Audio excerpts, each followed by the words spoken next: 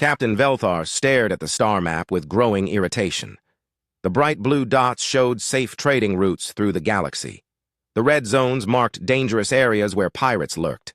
But there was something else on the map that made no sense to him. A large section of space was marked in yellow with bold warnings written in 12 different languages. The message was the same in every language. Human space, authorized vessels only. Unauthorized entry constitutes act of aggression. Velthar was a captain in the Axiom Trade Consortium. His people had been traveling between stars for over 3,000 years. They had seen empires rise and fall. They had traded with hundreds of different species, but this warning about humans made him laugh. "Clicks," he called to his navigation officer. The young Centauri looked up from his console with large, worried eyes. "Yes, Captain. Show me the data on these humans again." Clicks's fingers danced over his controls. A hologram appeared in the center of the bridge. It showed a small section of space with perhaps 50 star systems. "The humans achieved faster-than-light travel only 200 years ago," Clicks said in his soft voice. "They are very new to space travel. Most species had explored hundreds of systems by that time. The humans have barely left their home region." Velthar nodded. "And their technology?" "Basic, Captain. Their ships are primitive compared to ours. Their weapons are simple kinetic projectiles and fusion missiles. Nothing we haven't seen before." "Then why?" Velthar said, tapping the yellow warning zone on the map. "Does the entire Galactic Trade Authority treat them like some kind of ancient dragon?" Clicks shifted uncomfortably in his seat. "There are stories, Captain. Strange stories." "Stories?" Velthar laughed. "I've been trading across this galaxy for 60 years, boy. I've heard every story there is. Pirates who eat their victims. Worlds where the very air turns ships to dust. Ancient machines that steal souls. All nonsense meant to scare new traders. But, Captain, these stories about humans are different. They're not about monsters or ghosts. They're about what? A species that just learned to build starships? Come now, Clicks, use your brain." The bridge fell silent except for the soft hum of the ship's engines. Velthar looked at the cargo manifest on his personal screen. Medical supplies for a human colony. The pay was excellent, which should have been his first warning. In the trading business, when someone paid too much for a simple job, it usually meant the job wasn't simple at all. But Velthar was confident. His ship, the Silent Prophet, was a masterpiece of Axiom engineering. Its shields could stop anything short of a battleship's main guns. Its weapons could punch through most armor. Its engines could outrun almost any pursuer. "Set course for the Kepler 442 system," he ordered, "and stop worrying about ghost stories." As they approached the edge of human space, Velthar noticed more. Warning beacons. Automated stations broadcast the same message over and over. "Turn back. Contact Human Colonial Authority for proper authorization. Unauthorized entry will be met with force." "Captain," Clicks said, his voice trembling slightly, "perhaps we should contact this Colonial Authority and wait 3 days for paperwork?" "No! We have a legitimate cargo delivery. These warnings are just bureaucratic nonsense." The moment they crossed the invisible line into human space, every alarm on the bridge started screaming. "Contact! Contact!" shouted Yex, the tactical officer. "Ship approaching fast!" On the main screen, a human vessel appeared. It was smaller than the Silent Prophet, but something about its design made Velthar's experienced eye narrow. The ship looked like it had been built for one purpose: fighting. "This is Captain Daeho Kim of the Human Defense Force vessel Indomitable," came a calm voice over the communications system. "Please state your business in human space." Velthar straightened his forearms and activated the reply channel. "This is Captain Velthar of the Axiom Trade Consortium. We carry medical supplies for the colony on Kepler 442b. This is a routine humanitarian delivery." There was a pause. Then Captain Kim's voice returned, still calm but somehow more focused. "Captain Velthar, please transmit your authorization codes and prepare to be escorted to the designated shipping lanes." "Escorted?" Velthar's pride flared. "Captain Kim, I've been trading in this galaxy since before your species left their home planet. I don't need an escort to deliver medical supplies." Another pause. This one lasted longer. Captain Velthar. Kim's voice was still polite, but there was something underneath it now. Something that made the hair on Velthar's neck stand up. You are in human space without proper authorization. You will follow our escort to the designated shipping lanes, or you will leave immediately. These are your only options. Velthar looked at his navigation display. The direct route to Kepler 442b would take 6 hours. Following shipping lanes would add at least 10 hours to their journey. Time was money in the trading business. Captain. Kim, surely a simple medical delivery doesn't require such extreme measures. Look, I'll take the shipping lanes, but there's a restricted zone that would cut 4 hours off our time. It's just empty space. The silence that followed was different from the previous pauses. This silence felt dangerous. Captain Velthar, Kim's voice had changed completely. Gone was the polite professionalism. Now it carried the tone of someone who had seen too much combat. That restricted zone is restricted for reasons that would give you nightmares. You will follow the shipping lanes exactly as transmitted, or you will discover why we post warnings. Velthar's pride won over his survival instincts. In 60 years of trading, no one had ever dictated routes to him. He wasn't about to start with these primitive humans. Captain Kim, with all due respect, I see no reason why empty space should be off-limits to legitimate traders. I'm taking the shorter route through your restricted zone. It's just open space with nothing in it. This time, the silence stretched so long that Velthar wondered if the connection had been lost. Finally, Kim's voice returned, but now it was absolutely cold. Captain Velthar, you've been warned. What happens next is your choice. The human ship moved away, leaving the silent prophet alone in the vast darkness of space. See? Velthar said to his nervous crew. All talk and no action. These humans are just trying to look important. He ordered course change toward the restricted zone. On his screens, the area looked exactly as he had expected. Empty space with a few scattered asteroids. Nothing threatening at all. They were halfway through the zone when Click screamed. Captain, the asteroids! They're moving!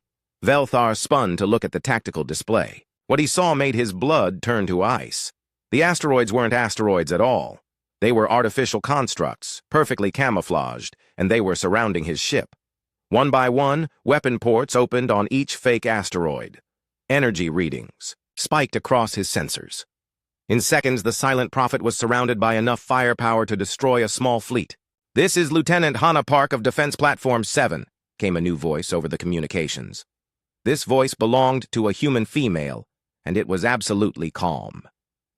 Captain Velthar, you are now in a restricted military zone. Power down your weapons and prepare to be boarded. Velthar's hands shook as he looked at his tactical display. 23 hidden weapons platforms had him surrounded. Each one was disguised as a simple asteroid. Each one carried enough weapons to destroy his ship 10 times over. How? He whispered. Captain? Clix's voice was barely audible. Before Velthar could respond, Captain Kim's voice returned to the communications channel. Captain Velthar, you ignored our warnings. You entered a restricted zone despite being told not to. Now you know why we post those warnings. Kim's voice carried no anger, no satisfaction, just cold professionalism. The restricted zone contains our early warning defense grid. Every empty system in human space has similar surprises. Velthar realized his mistake. The humans hadn't built a few military bases. They had turned entire regions of space into weapons. You have 2 choices, Kim continued. Submit to escort and inspection, or try to fight your way out. I should mention that Lieutenant Park's platforms are not alone. There are another 47 defense stations within range of your position. On the tactical display, more contacts appeared. Hidden weapons platforms, concealed missile batteries, camouflaged sensor arrays. The empty space around his ship was actually a carefully prepared killing ground. I submit to escort, Velthar said quietly. Wise choice, Captain. Follow the shipping lanes as originally instructed, and Captain? Yes? Welcome to human space. Next time, listen to the warnings. The crossroads station hung in the empty space between 3 different star systems. It was neutral territory, owned by no government and protected by ancient treaties. Traders, pirates, smugglers, and information brokers all came here to do business. In the dim lighting of the Void Walker Tavern, creatures from dozens of different worlds shared drinks and stories. Commander Thais sat at a corner table, her scaled green skin reflecting the blue light from the holographic displays. Above the bar, she was Saurian, a member of one of the galaxy's most feared warrior races. Her people had conquered 17 systems through pure military might, but tonight she was drinking alone and looking troubled. "Mind if I sit?" asked a voice in broken, Galactic Standard. Thys looked up to see Broker Zenth approaching her table. The information dealer was a tall, thin creature with gray skin and too many eyes. He made his living buying and selling secrets across the galaxy. "Free station, free table," Thys replied, gesturing to an empty chair. Zenth settled into the seat with the fluid grace of his species. "You look like someone who's seen something that changed the way they think about the universe." Thys took a long drink from her glass before answering. "Have you ever heard stories about humans?" "Many stories. Most people think they're just rumors. They're not rumors." Thys's voice was quiet, but it carried across the noisy tavern. Several nearby tables fell silent as other patrons leaned in to listen. 3 months ago, Thys continued, I was commanding a battlecruiser in the Outer Rim. We were chasing pirates who had attacked one of our supply convoys. The chase led us into human space. She paused to take another drink. Around them, more aliens had stopped their conversations to listen. I had heard the warnings, of course. Everyone has, but my ship is a Saurian battlecruiser. We've destroyed fleets with vessels like mine. What could a young species like the humans possibly do to us? Broker Zenth leaned forward. What happened? We crossed into their space while chasing the pirates. Within minutes, we were surrounded. Thys's hands tightened around her glass. Not by 1 or 2 ships. By an entire fleet. A draconian trader at the next table snorted. Impossible. Human space is tiny. They don't have enough ships to field an entire fleet. Thys turned to look at the draconian. Her yellow eyes were completely serious. 732 ships. The tavern fell completely silent. I received a communication from their Admiral Boram Choi. Her voice was calm, professional. She said, Commander, you have 30 seconds to begin your exit trajectory. Or we will assume hostile intent. Thys finished her drink and signaled for another. I laughed. I actually laughed at her. I told her that my single battlecruiser could destroy 3 of their primitive ships. Do you know what she said? No one answered. The entire tavern was listening now. She said, Commander, you're probably right. Unfortunately for you, there are 732 of us. The bartender, a 4-armed centaurian, set down the glass he was cleaning. 700 ships? That's not possible. I thought the same thing, Thys said. So I demanded proof. Admiral Choi simply said, Computer, display tactical overview. Thys activated a small holographic projector on her table. The image showed a star system with a single ship in the center, her battlecruiser. Surrounding it were hundreds of tiny dots, each one representing a human vessel. They weren't all warships, she continued. Cargo haulers, mining ships, passenger, liners, research vessels. But every single one was armed. Every single one was ready to fight. A Valonian merchant shook his head. Cargo ships can't fight battlecruisers. You're right, Thys agreed. 1 cargo ship can't fight a battlecruiser, but 50 cargo ships can, and they also had actual warships mixed in with the civilian vessels. She pointed to several larger dots in the hologram. Destroyers, cruisers, and something they called a pocket battleship. I had never seen ship designs like theirs. They looked like they were built for one purpose, to kill things. Broker Zenth studied the display. What did you do? I left. Quickly. Thys turned, off the hologram, but not before Admiral Choi gave me a message to carry back to Saurian Command. What was the message? She said, Commander, your people are known as great warriors. We respect that. But remember that there's a difference between warriors and survivors. Warriors fight for honor and glory. Survivors fight to win. The tavern remained quiet as Thys finished her story. Finally, a young Catharan officer spoke up. But surely this was just one incident. They couldn't respond like that every time. Broker Zenth laughed. But there was no humor in the sound. "Oh, young warrior, you have much to learn about humans." He activated his own holographic display.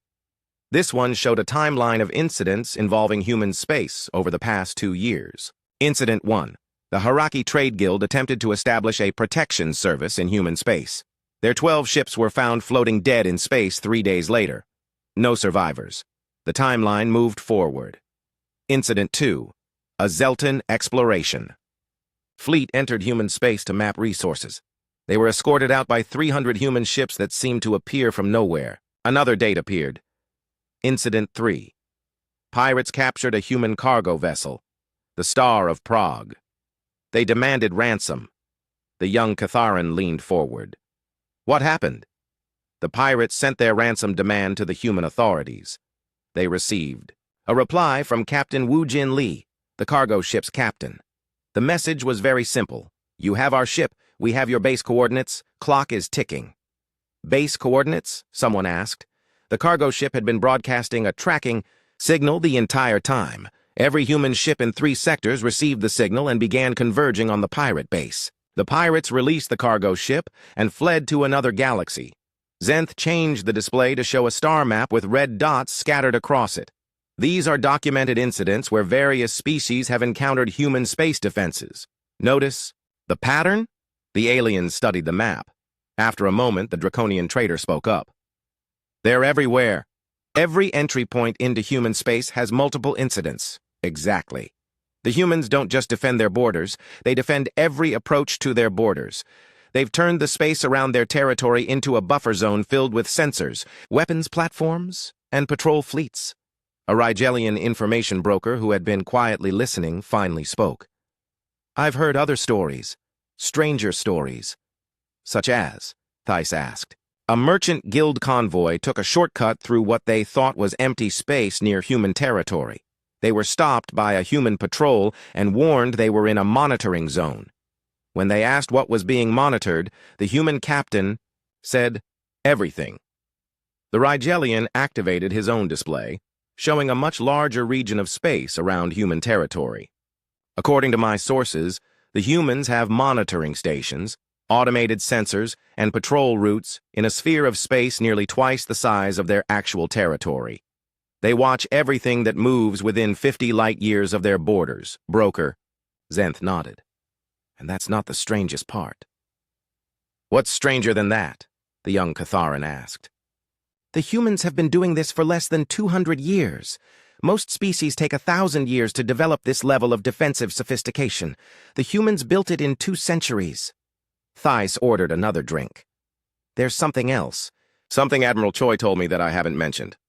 The tavern waited. She said that what I saw was just their local defense fleet. Their main military was somewhere else entirely. Where? Several voices asked at once. She wouldn't say, but she did mention that the 700 ships surrounding me were the equivalent of a neighborhood watch group. The silence that followed was broken only by the soft hum of the station's life support systems. Finally, the young Catharan officer spoke. Surely the stories are exaggerated. No species can be that militarized. Broker Zenth looked at him with something that might have been pity. Young warrior, you're thinking about this wrong. You're thinking like a warrior. Warriors fight when they have to. And humans? Humans fight because they choose to. Every single one of them. I've bought intelligence from dozens of sources. Human children learn military tactics in school. Human civilians practice evacuation drills. Human merchant. Ships carry military-grade weapons. He leaned back in his chair. Most species have soldiers and civilians. Humans have humans. And every human is ready to fight if someone threatens their people. Thijs finished her drink and stood up. I came here to drink and forget what I saw in human space, but I can't forget it. Why not? Asked the Rigelian. Because Admiral Choi was right. There is a difference between warriors and survivors. And after seeing what the humans have built, I'm not sure which one my people really are. As this left the tavern, the remaining aliens sat in thoughtful silence. Outside the windows of Crossroads Station, the stars looked exactly the same as they always had. But somehow, the galaxy felt like a much more dangerous place than it had an hour ago. Ensign Kaltos had always been proud of his heritage. The Cathara were known throughout the galaxy as fierce warriors. For 3,000 years, his people had conquered their enemies through strength, courage, and superior combat skills. When other species spoke of the Cathara, they spoke with respect and fear. But lately, Kaltos had been hearing too many stories about humans. Stories that suggested these newcomers might somehow be more dangerous than his warrior ancestors. The young ensign found this idea insulting. "It makes no sense," he said to his reflection in the mirror of his small scout ship. "We have been fighting wars since before these humans even discovered fire. How can they possibly be more dangerous than the Cathara?" Kaltos had requested this solo patrol mission specifically to test the humans. His orders were to patrol the neutral zone near human space and watch for smugglers. But Kaltos had different plans. He intended to slip into human territory, observe their defenses, and prove to himself that the stories were just stories. His ship, the Windblade, was perfect for the mission. It was small, fast, and equipped with the best stealth technology the Cathara possessed. No one would even know he was there. The border of human space looked exactly like every other border in the galaxy, an invisible line marked only by navigation beacons and automated warning messages. Kaltos listened to the recorded warnings. With growing amusement, unauthorized vessels are prohibited from entering human space. Contact Human Colonial Authority for proper clearance. Violation of this boundary constitutes an act of aggression and will be met with appropriate force. Appropriate force. Kaltos laughed. "We shall see." He activated his ship's stealth systems and slipped across the border. According to his star charts, he was now in the Kepler 442 system, home to a human agricultural colony. If he was going to test human defenses, he might as well start with something harmless like a farming community. The system contained 1 star, 7 planets, and what appeared to be a modest human settlement on the second world. Kaltos' sensors showed the usual signs of a peaceful colony: orbital farms, mining stations, transport ships moving cargo between installations. "This is what the galaxy fears?" he muttered, studying the sensor readings. "Farmers and miners?" He moved his ship closer to the inhabited planet, careful to maintain stealth. The colony below looked exactly like what it claimed to be, a farming world. He could see agricultural domes, processing facilities, and small cities where the colonists lived. Nothing threatening at all. But as Kaltos watched, he began to notice details that didn't quite fit his expectations. The agricultural domes were unusually large and well fortified. The mining facilities had energy signatures that seemed too powerful for simple extraction operations. The transport ships moved in patterns that looked more like patrol routes than cargo runs. "Curious," he said, focusing his sensors on one of the larger agricultural complexes. That's when his stealth system failed. Alarms screamed throughout his ship as every warning system activated at once. On his main display, a new contact appeared, a human ship rising from what had appeared to be an empty field on the planet's surface. "Unknown vessel. This is New Sol Orbital Control," came a calm voice over the communication system. "You are in violation of human territorial space. Please identify yourself and state your intentions." Kaltos stared at his sensors in disbelief. The human ship hadn't been there moments before. It was as if it had materialized out of nothing. "How? Did they detect me?" he whispered. "Unknown vessel," the voice repeated. "This is your final warning. Respond immediately, or we will assume hostile intent." Kaltos activated his communications system. "This is Ensign Kaltos of the Catharan military. I am conducting a routine patrol. There has been a navigation error." There was a pause. Then a different voice came over the channel, older and somehow more amused than the first. "Ensign Kaltos, this is Dr. Minho Seo of the New Sol Agricultural Research Station. A navigation error that brought you 12 light years inside our territory while using stealth technology? That's quite an error." Kaltos felt his pride sting. This human was mocking him. "Dr. Seo, I am a Catharan warrior. We do not make errors." "Then you're here intentionally. That's much more serious than a navigation error." On Kaltos's tactical display, more contacts began appearing. Ships rising from hidden locations on the planet's surface, emerging from what had looked like asteroids, decloaking from positions throughout the system. "Impossible," he breathed. "Ensign," Dr. Seo's voice continued, "you're looking at your tactical display right now, aren't you? Wondering how many ships we have? How? Do you know what I'm doing? Because every uninvited visitor does the same thing. They come here expecting to find helpless farmers. Instead, they find us. The tactical display now showed 37 human vessels surrounding Kaltos' position. They ranged from small fighters to ships nearly as large as Catharan battlecruisers. Dr. CO, you are scientists and farmers. Where did you get military vessels? There was actual laughter in the human's voice when he replied. Ensign, who told you we were just scientists and farmers? Your colony registration lists this world as an agricultural research station. It is an agricultural research station. It's also a military depot, a sensor monitoring facility, a ship construction yard, and home to about 50,000 civilians who really don't like uninvited guests. Kaltos studied his tactical display more carefully. Now that he knew what to look for, he could see the truth. The agricultural domes were fortified positions.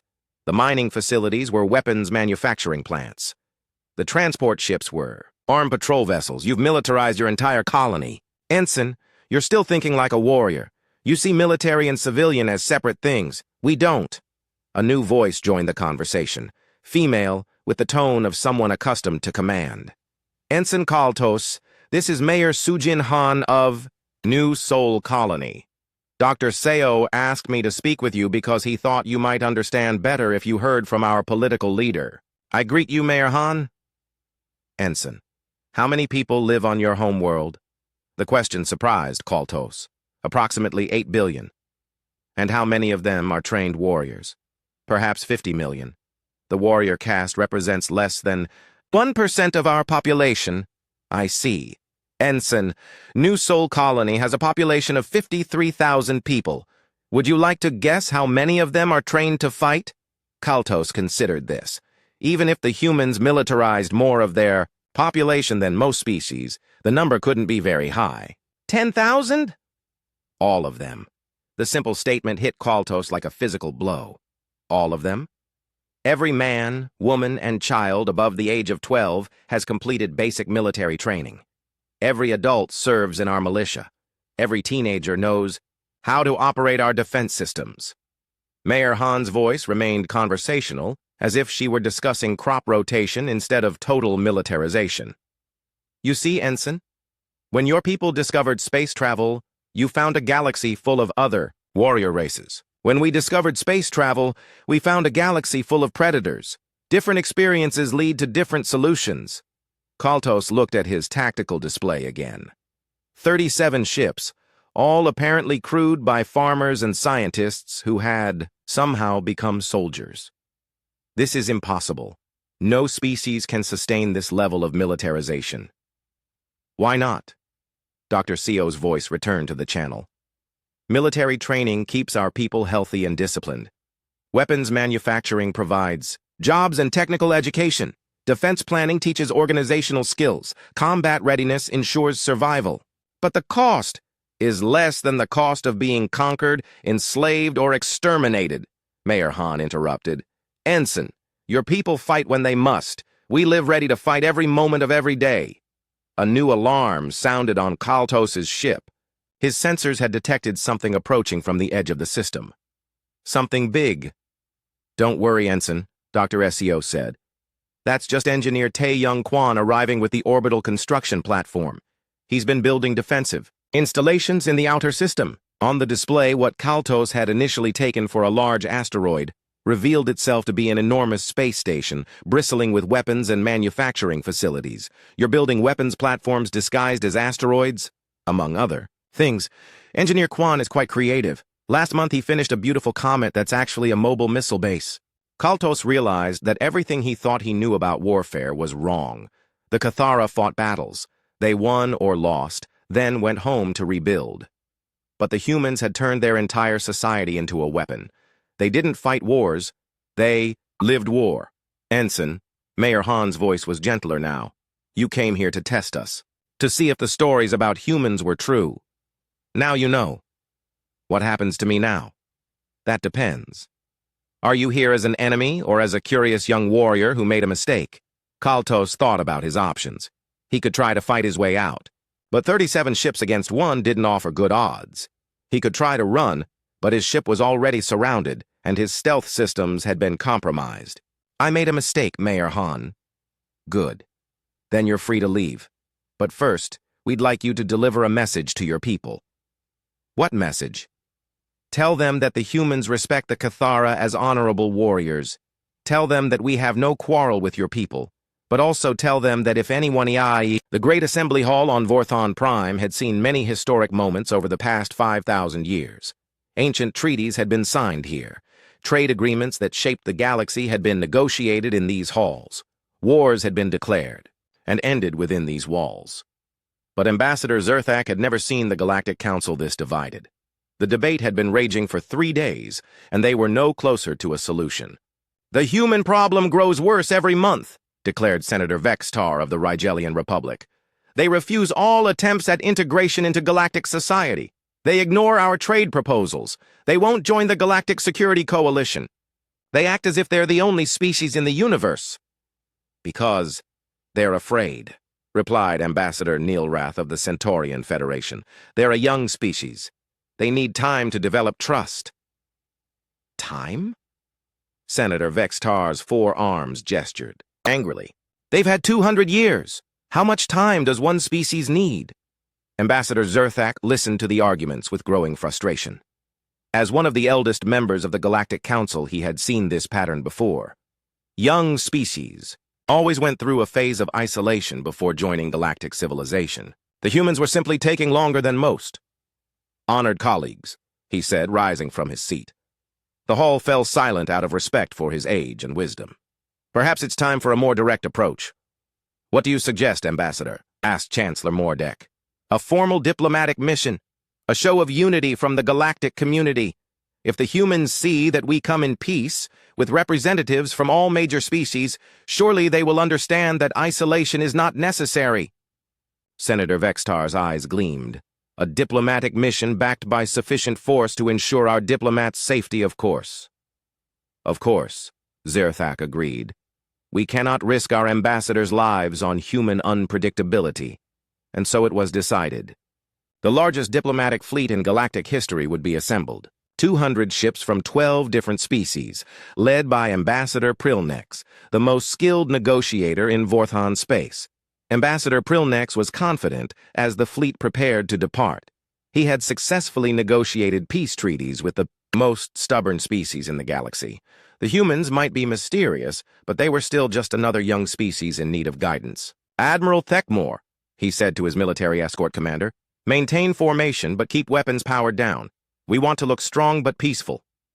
Understood, Ambassador. 200 ships should be more than enough to impress them. The diplomatic fleet took 2 weeks to reach the edge of human space. As they approached the border, they broadcast their peaceful intentions on all frequencies. This is Ambassador Prilnex of the Galactic Council. We come seeking dialogue with human leadership. We request safe passage to your capital world for diplomatic discussions. The reply came almost immediately. Ambassador Prilnex, this is Fleet Admiral Youngwoo Park of the Human Defense Forces. You are approaching human space with an armed fleet of 200 vessels. Please explain your intentions. Prilnex was surprised by the directness of the AO response. Most species would have spent hours on formal greetings and protocols. Admiral Park, we come in peace. This fleet represents the unity of galactic civilization. We seek only to establish formal diplomatic relations with humanity. There was a long pause before Admiral Park responded. Ambassador, you bring a fleet to a diplomatic meeting. In human culture, this is considered a threat. Admiral, surely. You understand that diplomats require protection when traveling. These ships are merely an escort. Ambassador, 200 ships is not an escort. 200 ships is an invasion fleet. Prilnex felt his first moment of uncertainty. The human's tone was completely calm, but there was something underneath it that made the ambassador nervous. Admiral Park, I assure you our intentions are peaceful. We simply wish to demonstrate the importance the Galactic Council places on human integration into galactic society. Integration? The single word was spoken so quietly that Prilnex almost didn't hear it. But something in Admiral Park's tone made every diplomat on the bridge stop what they were doing. Yes, Admiral.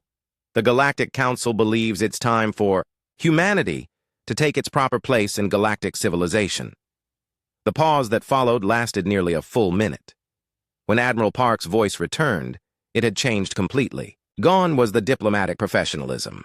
Now it carried the tone of someone who had made a very important decision. Ambassador Prilnex, I want to make sure I understand you correctly.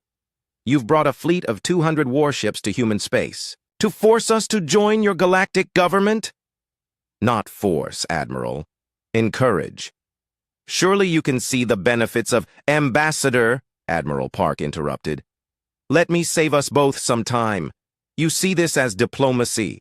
We see this as attempted conquest. You see your fleet as protection. We see it as a threat. You think you're offering us civilization. We think you're threatening our freedom. On the main screen of Prilnex's ship, a single human vessel appeared.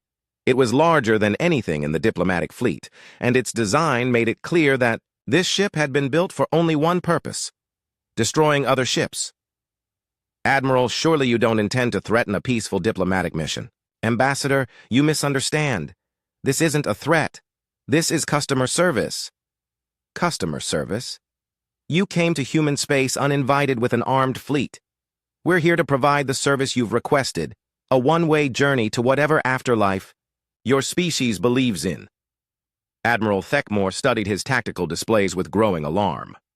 Ambassador, that single human ship is broadcasting energy signatures I've never seen before. Its weapons are unlike anything in our databases. One ship against 200, Admiral Thekmore. Surely you're not concerned?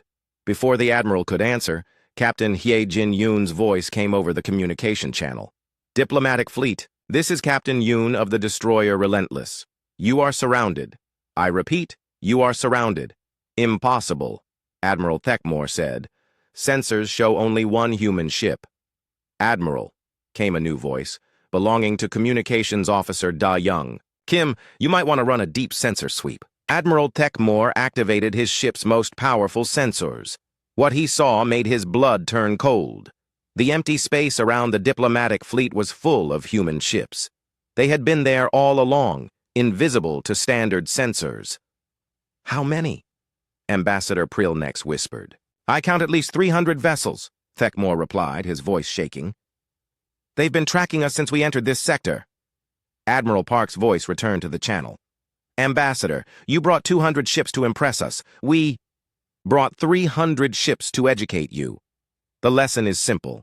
In human space, we decide who is welcome. Admiral, this is madness. We came here in peace.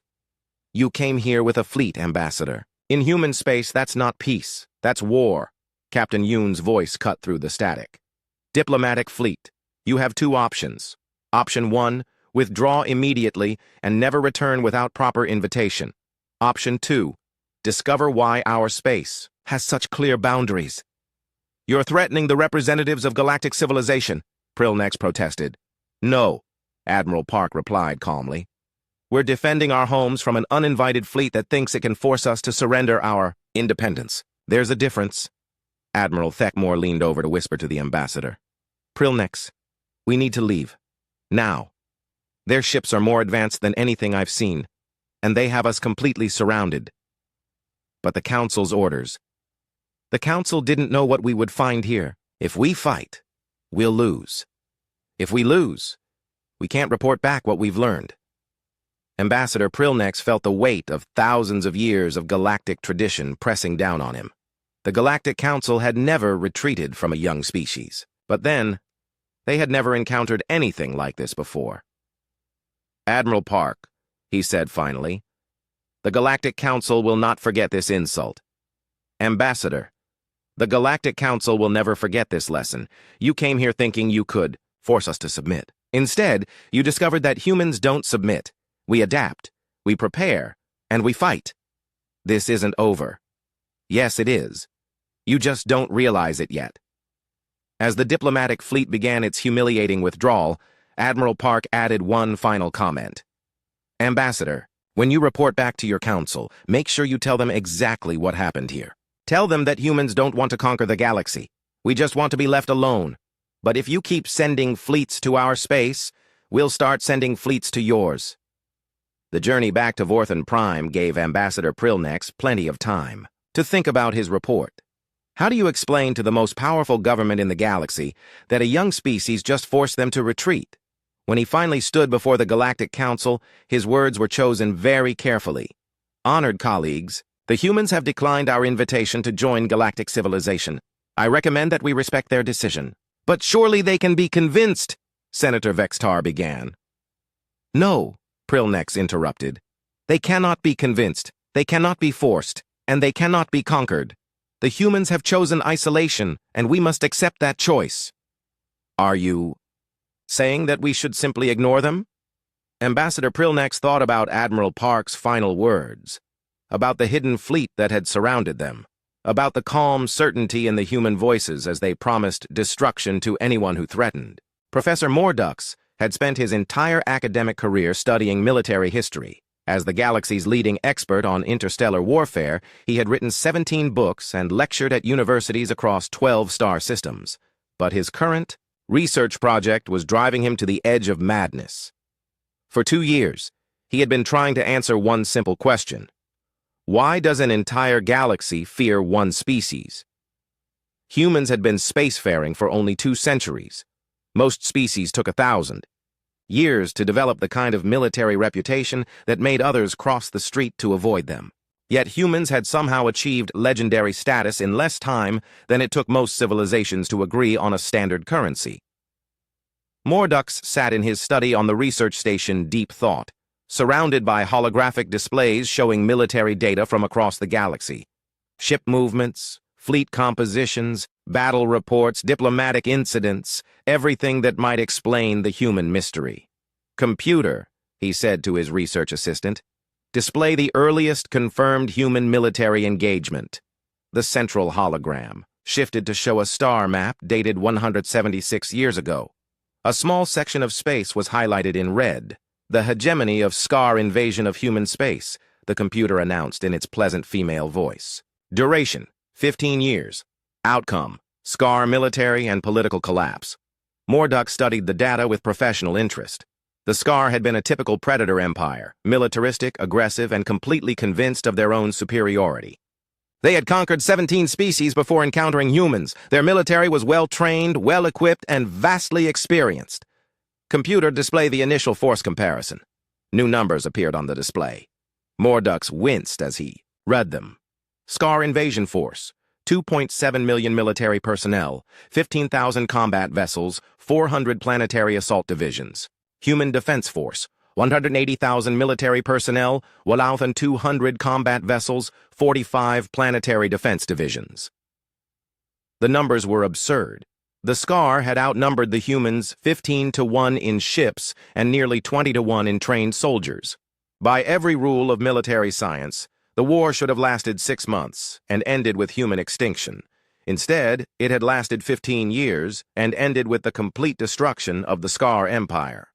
Computer, display the war's progression, year by year. The hologram shifted to show the timeline of the conflict. For the first 3 years, everything went exactly as military theory predicted. The Scar conquered system after system, driving human forces back toward their core worlds. But then something changed. Computer, explain the tactical shift in Year 4. Year 4 marked the beginning of human total war doctrine, human military. Strategy changed from conventional defense to what they termed survival warfare. Mordux leaned forward. This was the part that fascinated and terrified him. Define survival warfare. Human doctrine stating that when facing extinction, all rules of warfare become irrelevant. Only victory matters. The hologram showed the results. Human civilians began evacuating conquered worlds, but not in the way most species evacuated. They took everything of value and destroyed everything they left behind. Entire planets were rendered uninhabitable rather than allowed to fall into enemy hands. Computer, display the Scorched Earth protocol implemented by Commander Jin-Ho Lee. A new file opened showing military reports from Scar commanders. Mordux read them with growing amazement. The humans have poisoned the water supplies on 17 worlds. They've seeded the atmospheres with biological agents that make the air toxic to our species. They've sabotaged every piece of infrastructure we've captured. Mordux shook his head. Most species, when facing overwhelming odds, either surrendered or fought conventional battles until they were defeated. The humans had chosen a third option: make conquests so costly that victory became meaningless. Computer, display the biological warfare data developed by Dr. Yoon-ji Choi. This file made Mordux's stomach turn. The humans had systematically studied scar biology and developed biological weapons specifically designed to target their invaders. Diseases that affected only scar physiology. Atmospheric modifications that made conquered worlds uninhabitable for scar colonists. "This is not warfare," Mordux muttered. "This is systematic extinction planning."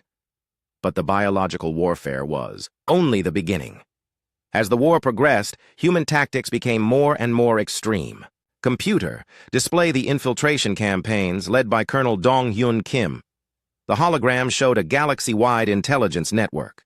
Human agents had infiltrated SCAR military units, SCAR colonies, even SCAR government facilities.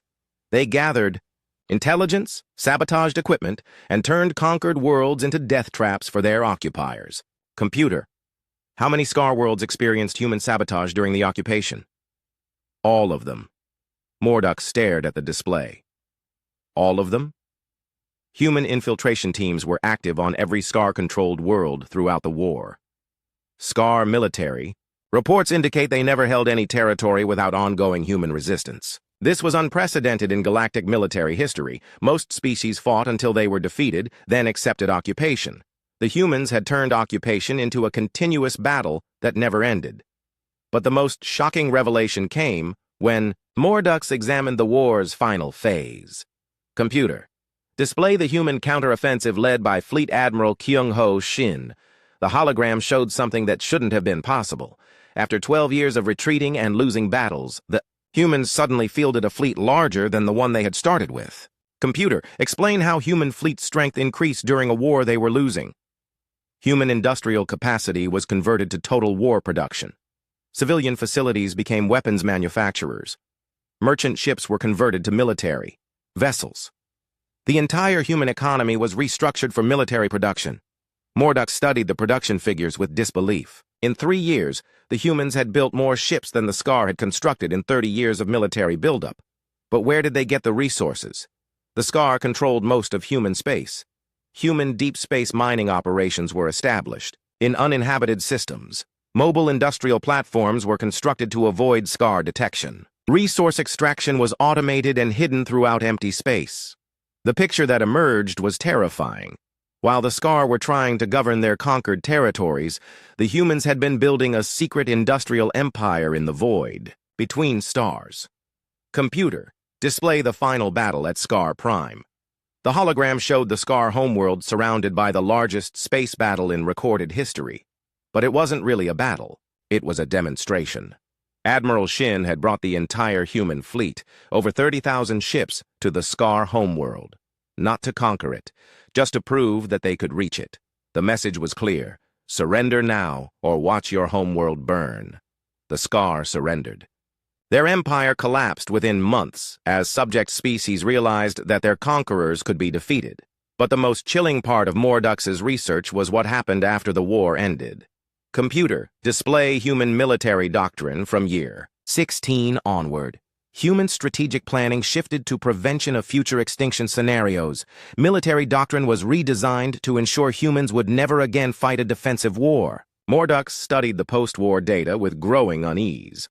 The humans hadn't celebrated their victory and returned to peaceful pursuits. Instead, they had spent the next 160 years preparing for the next war. Computer, display current human military capabilities. The hologram showed estimates based on intelligence reports from across the galaxy, deep space monitoring stations, hidden weapons platforms, secret shipyards in uninhabited systems. A military infrastructure spread across hundreds of light years. Computer, compare current human military strength to their strength during the SCAR War. The numbers that appeared made Mordux's hands shake.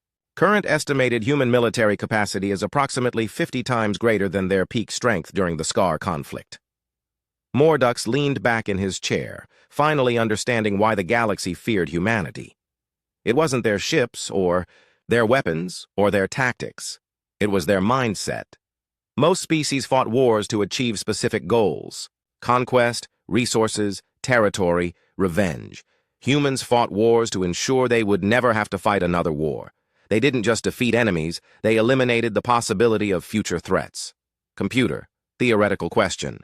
If humanity decided that another species posed an existential threat, what would be the likely outcome?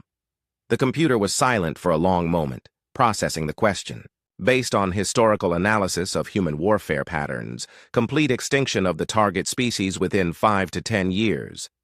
Even if that species was militarily superior, historical data suggests that military superiority is irrelevant when facing human survival warfare doctrine. Humans do not fight to win battles. They fight to eliminate threats permanently. Mordux looked out the window of his research station at the peaceful stars beyond. Somewhere out there, humans were quietly building defenses, monitoring space, and preparing for threats that might never come. And every other species in the galaxy had learned to be very, very careful not to be seen as one of those threats. Computer, final question. What would it take for humans to return to purely defensive warfare? Unknown. No external force has been powerful enough to threaten human survival since the Scar War. Current human doctrine appears D. War leader Krathmore had built his reputation on violence. For 40 years, he had led the Devourer fleet across the galaxy, conquering weak species and claiming their resources. His armada of 1,000 ships had never been defeated, never been stopped, never been forced to retreat. The Devourers were different from other predator species. They didn't conquer to build empires or establish colonies. They conquered to feed. They stripped worlds of everything valuable, enslaved or consumed the populations, then moved on to find new prey. Krathmore stood on the bridge of his flagship, the Bloodthirst, studying the star charts spread before him. His latest target was perfect, a small, isolated section of space controlled by a young species called humans. War leader, his intelligence. Officer Vexcool approached with obvious excitement. The human territory contains 17 systems with abundant resources. Agricultural worlds, mining planets, industrial colonies, all lightly defended. Lightly defended? Krathmore's scarred face showed interest. How lightly? According to our scouts, they have perhaps 200 ships total. Small vessels, primitive technology, no significant orbital defenses. Krathmore laughed, a sound like grinding metal. 200 ships against our 1,000? This will barely qualify as a warm-up exercise. But Vexcool hesitated. War leader, there are rumors about these humans, stories from other species about their stories. Krathmore's roar silenced the bridge. I care nothing for stories and rumors. I care about resources and easy conquests. Are the humans weak or strong? Their technology is inferior, war leader. Their numbers are small. By every measure, they should be easy prey. Then we feast on them within the month. The Devourer fleet took 3 weeks to reach human space. As they approached the border, Krathmore was pleased to see no sign of human military presence. No patrol fleets, no warning beacons, no signs of preparation for war. They don't even know we're coming, he told his bridge crew. This will be the easiest conquest in Devourer history. The fleet crossed into human space without opposition. Krathmore expected immediate surrender offers, panicked evacuation attempts, or desperate calls for help. Instead, he received something completely unexpected, a simple communication request. This is Grand Admiral Seung-Min Yu, Supreme Commander of Human Defense Forces. War Leader Krathmore, you have entered human space with what appears to be hostile intent. Please state your intentions. Krathmore was amused by the calm tone. Most species screamed or begged when facing the Devourer fleet. Grand Admiral, I am War Leader Krathmore of the Devourer fleet. We have come to claim your resources and your worlds. Surrender now, and your deaths will be quick. I see. War Leader, you should be aware that you are in violation of clearly posted territorial boundaries. Withdraw immediately, and no action will be taken against you. Krathmore's laughter echoed through his ship. Grand Admiral, I command 1,000 ships. Your entire fleet numbers less than 300 vessels. You cannot stop us. There was a pause before Admiral Yu responded. When his voice returned, it carried a different tone entirely. War Leader, you misunderstand our warning. It doesn't say we'll stop all of you. It promises you a one-way journey. There's a difference.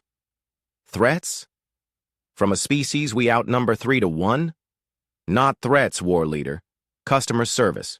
You came to human space looking for a fight. We're here to give you exactly what you asked for. Crathmore cut the communication and turned to his tactical officer. Begin the attack. Show these humans what happens to species who refuse to submit to the Devourer fleet. That's when everything went wrong. The first sign of trouble was Captain Hyun-Suk Jang's monitoring stations. Hidden throughout the approaching systems, they had been tracking the Devourer fleet since before it reached human space. Every ship had been cataloged, every weapon system analyzed, every tactical weakness identified. "War leader!" Vex Cool called out in panic. "Our communications are being jammed!" Before Crathmore could respond, his weapons officer reported another problem. "War leader, our targeting systems are malfunctioning. Something is interfering with our sensors." Commander Jamin Song's electronic warfare systems were systematically shutting down Devourer fleet capabilities. Ship by ship, the invaders were losing their ability to coordinate attacks, target enemies, or even communicate with each other. But Crathmore had faced jamming before. "All ships, switch to backup systems. Continue the attack." That's when Admiral Sujin Ko's deep strike fleet revealed itself. The empty space behind the Devourer fleet suddenly filled with human ships. Not the small, primitive vessels that intelligence had promised, but sleek warships that had been hiding in the void between stars. "Impossible," Crathmore snarled. "Where did they come from?" His question was answered by Captain Bitna Yoon of the stealth corvette Silent Death. Her voice came over the emergency channels that somehow still worked, despite the jamming. "War leader, you're surrounded. Our ships have been tracking you for weeks. We've been preparing this welcome party specifically for you." On Crathmore's tactical display, the situation became clear. The humans hadn't just built ships to match his fleet. They had built ships to trap his fleet. Fast attack vessels cut off his escape routes. Heavy cruisers moved to optimal firing positions. And somewhere in the formation, massive siege platforms were powering up weapons that made his own look like toys. "All ships, attack formation!" Crathmore commanded. "Break through their lines!" But Admiral Dae-Sung Lim's siege platforms had other plans. Instead of rushing into battle, they methodically began destroying Devourer ships one by one. Each shot was perfectly aimed, each target carefully selected. The humans weren't fighting a battle, they were conducting an execution. "War leader," came a new voice over the communications. This one belonged to Admiral Min-Ki An, and it was being broadcast on all frequencies. "We're not trying to destroy your fleet quickly. We're creating a lesson. Every species in the galaxy needs to understand what happens to uninvited guests." Crathmore watched in horror as his ships were systematically disabled rather than destroyed. Human boarding parties, led by Colonel Chan-Woo Park's Marines, were capturing Devourer vessels and taking prisoners. Scientists led by Dr. Ho Jin-jong were studying captured technology and biological samples. Captain Sumin-han's salvage crews were already stripping weapons and equipment from disabled ships, adding Devourer technology to human arsenals. "You're not just defeating us," Crathmore realized. "You're studying us." Of course, Admiral Yu's voice returned to the channel. "War leader, you're not just another enemy to be defeated. You're a learning opportunity. Every weapon you carry, every tactic you use, every biological weakness you have, all of it becomes part of our defensive knowledge." The Devourer fleet was being dissected like a laboratory specimen. Ships that tried to fight were overwhelmed by superior numbers and tactics. Ships that tried to flee discovered that the humans had anticipated every escape route. "How?" Crathmore demanded as his own ship's engines failed, crippled by human torpedoes. "How did you know we were coming?" "War leader, we've been monitoring Devourer fleet movements for 2 years. We know every world you've attacked, every species you've enslaved, every route you've traveled. Did you really think you could approach human space without us noticing?" Crathmore's bridge filled with smoke as human weapons systematically destroyed his ship's combat systems. But they left life support intact. They wanted him alive. "Your species has spent generations perfecting the art of predation," Admiral Yu continued. "You study your prey, plan your attacks, overwhelm your victims. But you made one critical error in your calculations." "What error?" "You assumed we were prey." Through the smoke and sparks, Crathmore saw human boarding pods attaching to his ship's hull. In minutes, Colonel Park's Marines would be aboard, and the last war leader of the Devourer fleet would become a prisoner of war. "We are not prey, war leader. We are apex predators who have learned to disguise ourselves as prey. You came here hunting sheep and found wolves." As human soldiers breached his bridge, Crathmore had one final realization. The humans hadn't just defeated the Devourer fleet, they had made it look easy. 1,000 ships, reduced to scrap and prisoners in less than 6 hours. "War leader," Admiral Yu's voice followed him into unconsciousness. "Everyone knows we don't welcome uninvited guests. The question isn't how we knew you were coming. The question is, why did you think the warning was for other people?" 6 months later, the wreckage of the Devourer fleet served as a navigation hazard and a warning to other species. Automated beacons broadcast the story of what happened to war leader Crathmore and his 1,000 ships. The message was simple and terrifying. This is what happens to those who enter human space uninvited. But the real lesson wasn't taught by the wreckage. It was taught by the silence that followed. In the 6 months after the Devourer fleet's destruction, not a single unauthorized vessel entered human space. The galaxy had learned. At a gathering of species leaders on the neutral station crossroads, Emperor Thexwall of the Unified Colonies finally asked the question everyone had been thinking. What makes humans so dangerous? Admiral Zexandra of the Stellar Federation, who had been quiet throughout the meeting, finally spoke. "It's not their ships, though they're formidable. It's not their weapons, though they're terrifying.